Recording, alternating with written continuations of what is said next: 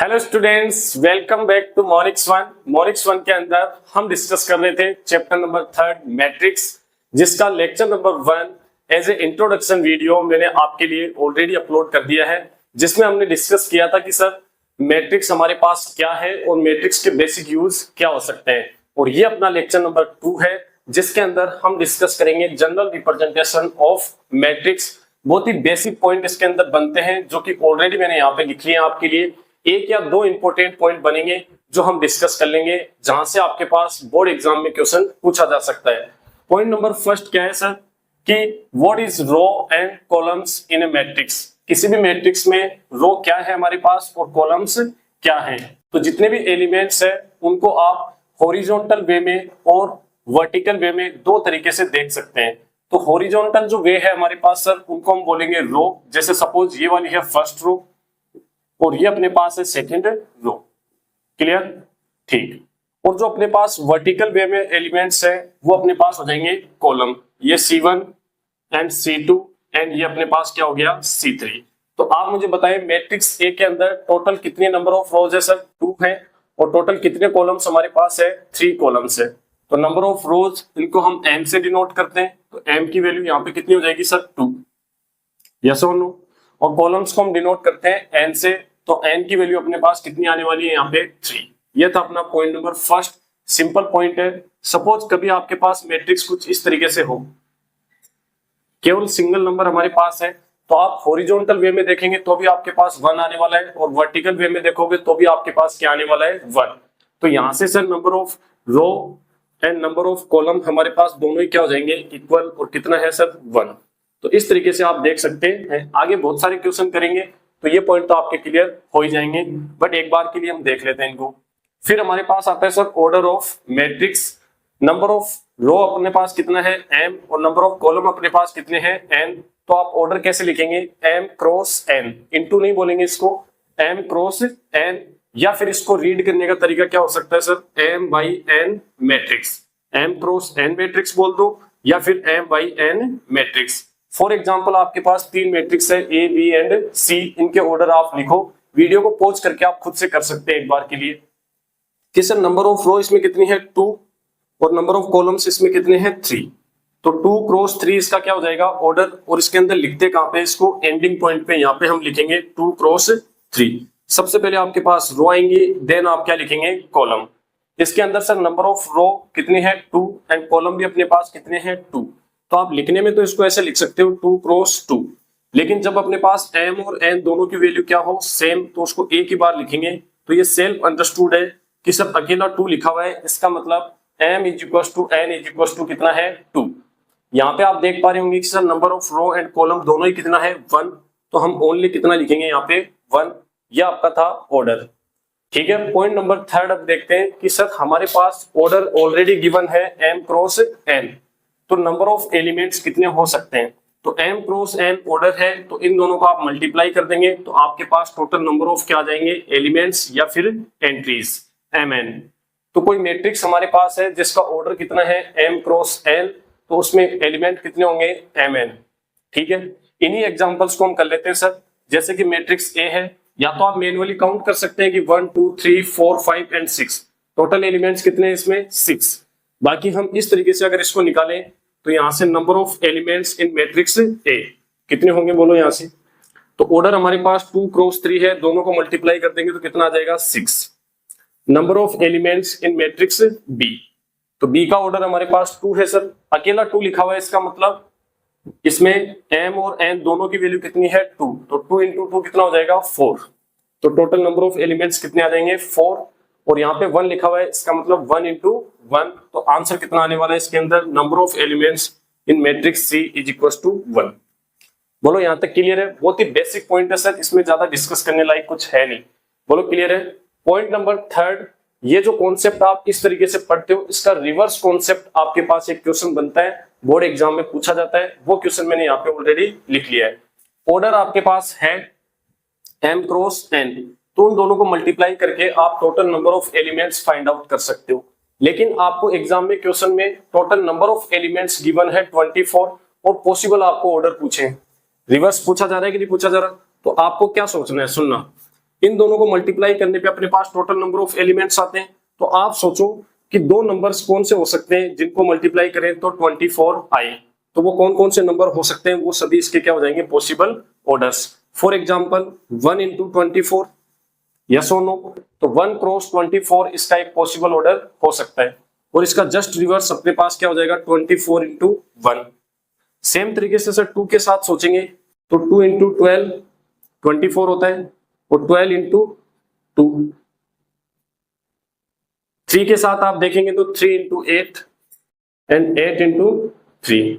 Next अपने पास आ जाएगा sir 4 के साथ सोचेंगे तो अपने पास क्या आएगा, 4 into 6 और 6 into 4। 7 से ये डिविजिबल है नहीं, 8 वाला ऑलरेडी हमारे पास आ चुका है, तो ये इसके पास पॉसिबल ऑर्डर्स होंगे। तो जब भी टोटल नंबर ऑफ एलिमेंट्स आपके पास हो तो आपको ऐसे दो नंबर सोचने हैं जिनको मल्टीप्लाई करने पे वो टोटल नंबर आ जाए। तो पॉसिबल ऑर्डर्स कितने हुए बोलो, total number of possible orders कितने हमारे पास, 2 4 6 एंड 8। टोटल 8 इसके क्या होंगे, पॉसिबल ऑर्डर्स हो सकते हैं। ये आपका एक क्वेश्चन था। इसी क्वेश्चन में आपको total number of elements suppose आपको 13 गिवन है, तो आप फाइंड आउट कीजिए कि उसके पॉसिबल ऑर्डर्स क्या हो सकते हैं। 13 आपके पास एक प्राइम नंबर है, प्राइम नंबर किसी भी नंबर से डिविजिबल नहीं होगा सर 1 के अलावा, या तो 13 से होगा या फिर 1 से।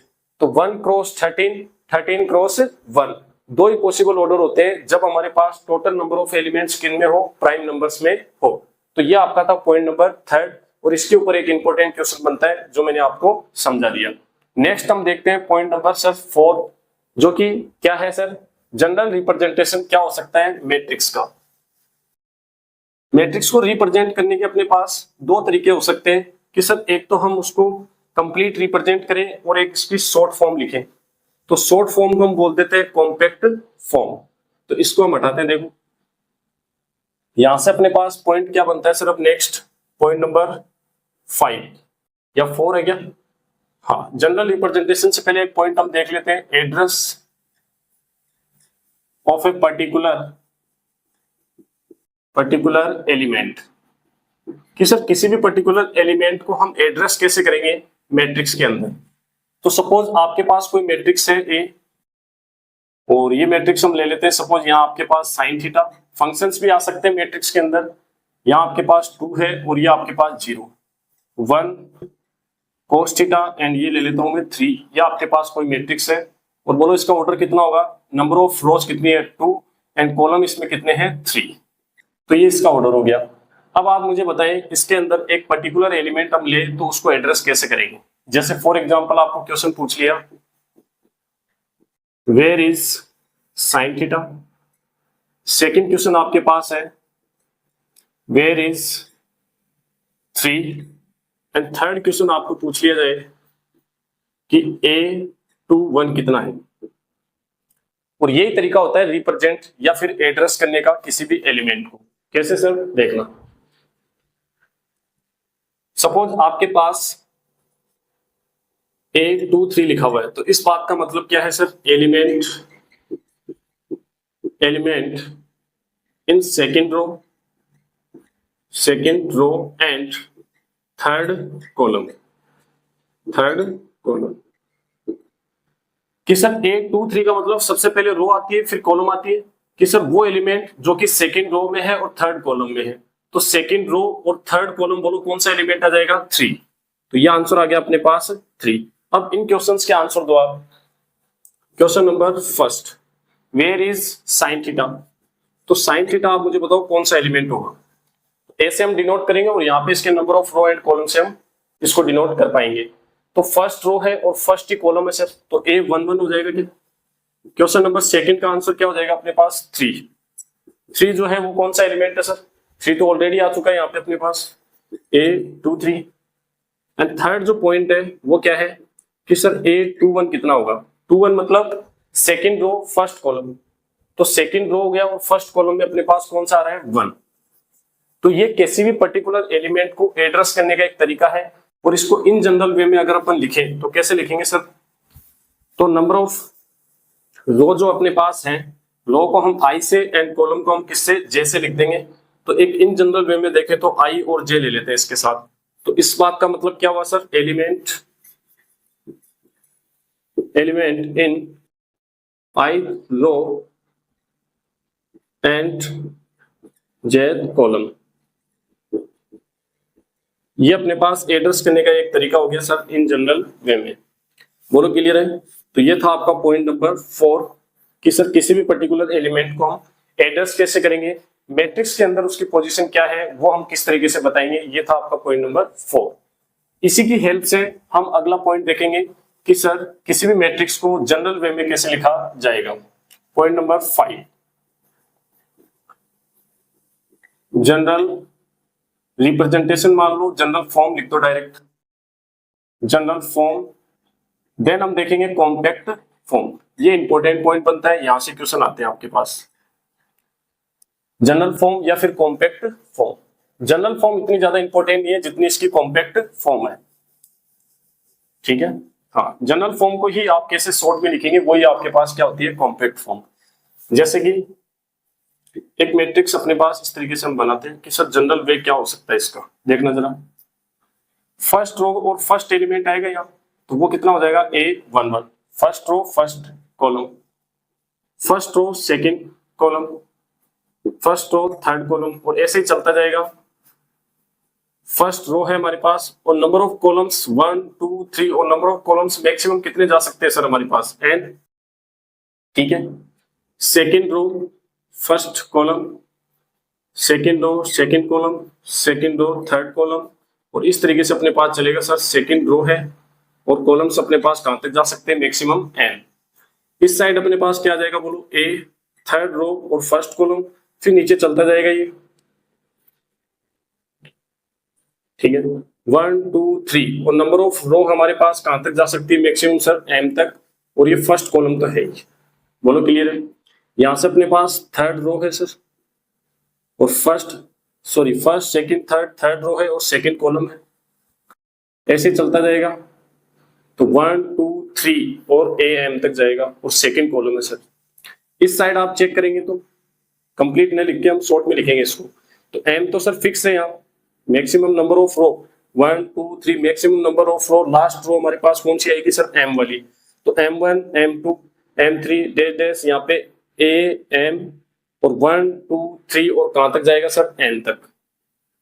इसको एक बार देख लो, बाकी इतना यूज है नहीं इसका, ऐसे चलता जाएगा ये आपके पास एक क्या हो गया, जनरल वे। और यहाँ पे जो एलिमेंट आता है ये अपना ऑर्डर होता है m क्रॉस n।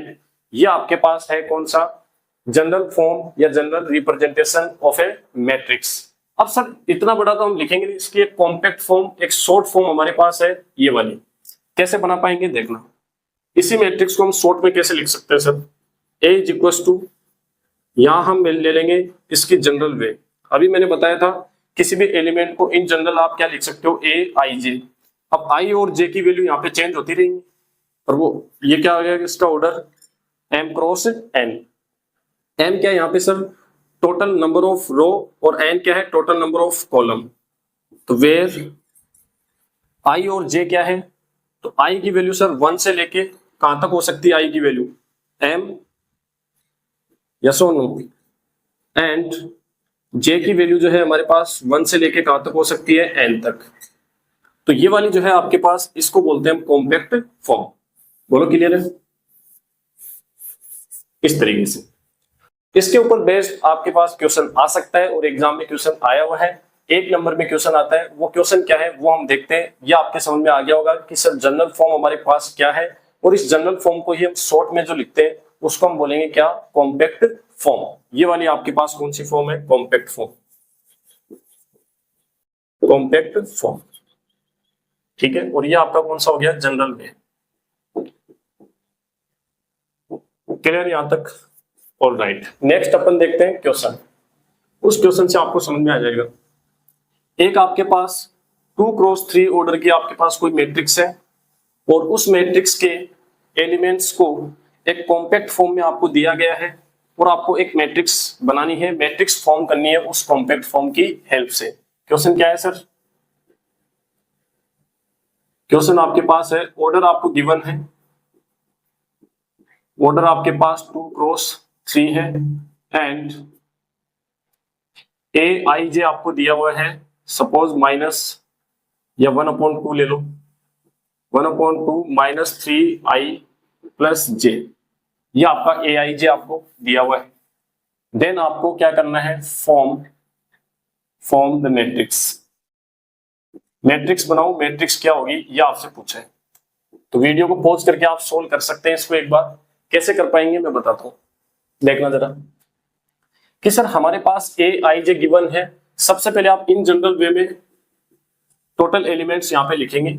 ये बोर्ड एग्जाम में करने का तरीका बता रहा हूँ, बाकी डायरेक्ट तो हम कर ही सकते हैं इसको, ठीक है। एग्जाम में आप इसको प्रॉपर वे में कैसे लिखेंगे वो देखने की कोशिश कर रहे हैं। सब ऑर्डर अपने पास 2 क्रॉस 3 है, तो टोटल एलिमेंट्स कितने होंगे इसमें, 6 एलिमेंट होंगे, जिसमें 2 तो रो होंगी और 3 अपने पास क्या होंगे, कॉलम्स। तो इस तरीके से आप एलिमेंट ले लेंगे, 1 1 1 2 और 1 3, यहां से 2 1 2 2 एंड 2 3।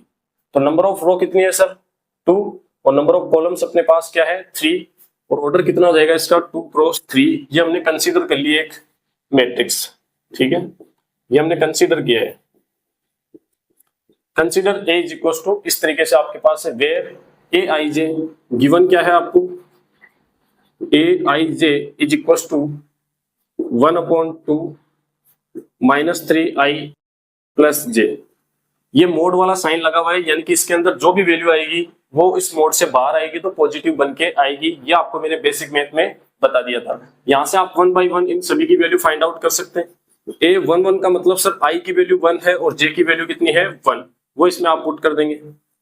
1/2 माइनस 3 ऑफ 1 प्लस यहाँ पे कितना आ जाएगा, 1, तो -3 + 1 तो माइनस का 2 बनेगा, और मोड की वजह से वो पॉजिटिव 2 हो जाएगा, और पॉजिटिव 2 को इस 2 से आप कैंसिल करोगे तो आंसर कितना आएगा यहाँ पे, 1। सेम तरीके से आप a12 फाइंड आउट करेंगे, तो 1/2 माइनस 3, i की वैल्यू तो कितनी है सर, 1, और j की वैल्यू अपने पास कितनी है यहाँ पे, 2। तो यहाँ से -3 + 2 तो -1 आएगा, और वो +1 हो जाएगा तो 1/2 आने वाला है। ऐसे आप सभी वैल्यू फाइंड आउट कर लेंगे a11 से लेके a23 तक, और वो वैल्यू उठा के यहाँ पे पुट कर देंगे, तो बोलो मैट्रिक्स आएगी कि नहीं आएगी आपके पास, यस और नो। तो देन आप लिख देंगे ए मैट्रिक्स आपके पास क्या आने वाली है, जो भी आप नंबर्स यहाँ से फाइंड आउट करेंगे। a11 कितना आ रहा है सर, 1, a12 जो आ रहा है हमारे पास वो कितना आ रहा है, 1/2। ऐसे यहाँ पे सारे के सारे नंबर्स आप फाइंड आउट करेंगे तो ये आपकी मैट्रिक्स फॉर्म हो जाएगी, यस और नो। हाँ, ये क्वेश्चन आपके पास आता है, सिंपल क्वेश्चन है, बस लिखने का तरीका आपके पास अच्छा होना चाहिए, बाकी इसमें कुछ नहीं है। तो आज के लेक्चर में इतना सफिशिएंट है। बस मैं इसके बाद आपको एक डीपीपी देने वाला हूँ, उसको जरूर आप देख लेना। उसके अंदर जितने भी क्वेश्चंस हैं उनको आप करने की कोशिश करें। हर एक लेक्चर के एंड में आपको मैं डीपीपी देने वाला हूँ, जब भी बनेगी डीपीपी आपके लिए अवेलेबल होगी, और उन क्वेश्चंस को आपको खुद से करना है, और नेक्स्ट लेक्चर में हम उनको डिस्कस करेंगे। मिलते हैं नेक्स्ट लेक्चर में, तब तक के लिए आप पढ़ते रहें और ये डीपीपी आप जरूर सोल्व करें।